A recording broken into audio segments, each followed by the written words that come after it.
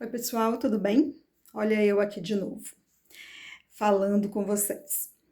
No vídeo passado, eu compartilhei, né, sobre outras doenças que podem surgir durante o processo depressivo e trouxe o meu exemplo em relação à saúde bucal, que para mim ficou comprometido, que eu estou passando agora por um processo de algumas cirurgias. Eu estou, inclusive, de cirurgia, estou tentando falar um pouquinho é, mais devagar com vocês, porque eu estou com ponto ainda na boca e vou precisar fazer outras cirurgias, e isso foi um desencadear oriundo do meu processo depressivo.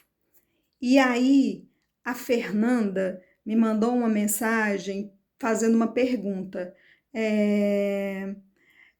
Como é que efetivamente essa questão da perda óssea e gengival acontece?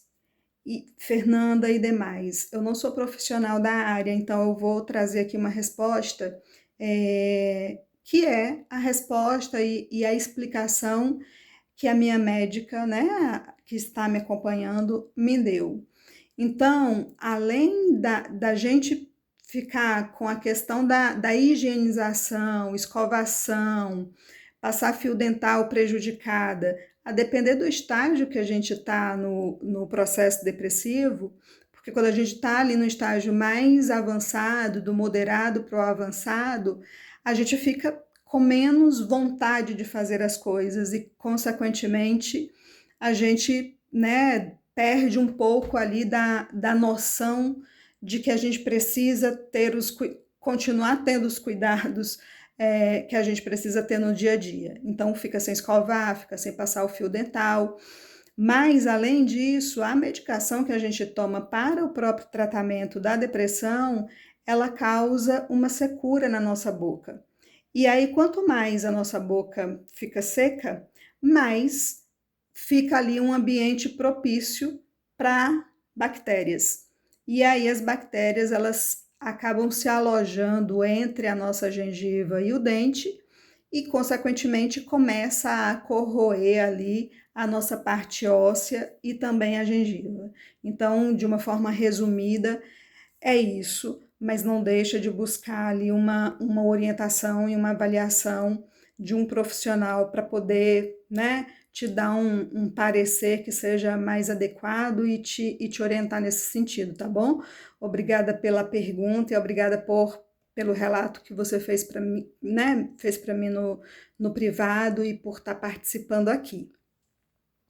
Então, para compartilhar outros exemplos, e eu acho que é importante essa questão dos exemplos, porque dá para quem tá me ouvindo, que esteja no processo depressivo, que tenha, né, esteja acompanhando uma pessoa nesse processo, a visibilidade e a clareza de que, assim, é normal que surjam outras doenças, às vezes até por conta da própria medicação.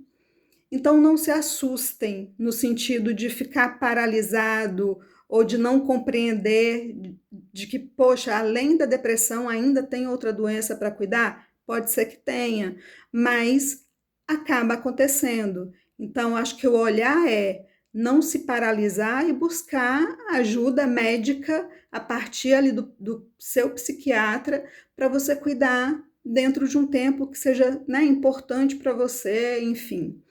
E aí, eu, por exemplo, também tive vários distúrbios gastrointestinais. E eu acho que esses são os mais comuns até de aparecer, porque o nosso intestino tem uma conexão muito forte com o nosso cérebro.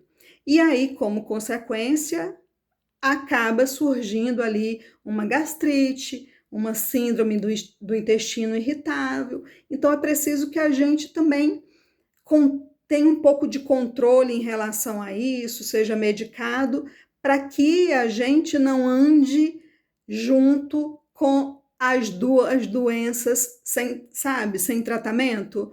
Então, quanto mais eu cuidar para que uma doença que tenha surgido seja ali cuidada, tratada com antecipação, é importante porque aí o meu foco volta para o cuidado da depressão, né?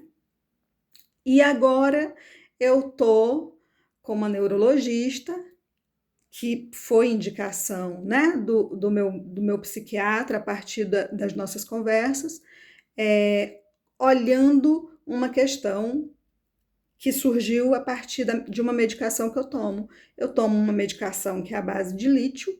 Essa medicação ela é muito boa, ela me ajudou muito, principalmente em relação aos pensamentos suicidas, porque é um estabilizador muito bom, mas pode trazer algumas consequências. E para mim, ela trouxe uma consequência que é de uma tremedeira muito grande nas minhas mãos. E isso tem ficado mais evidente. E aí, conversando com a neurologista, o que ela me disse? Que faz parte ali do processo, né, da medicação e realmente isso acontece, precisa acompanhar e é uma espécie de Parkinson temporário, vamos dizer assim. Mas a gente precisa olhar para que a gente não tenha nenhuma outra questão, né, no futuro que vai impactar a nossa saúde.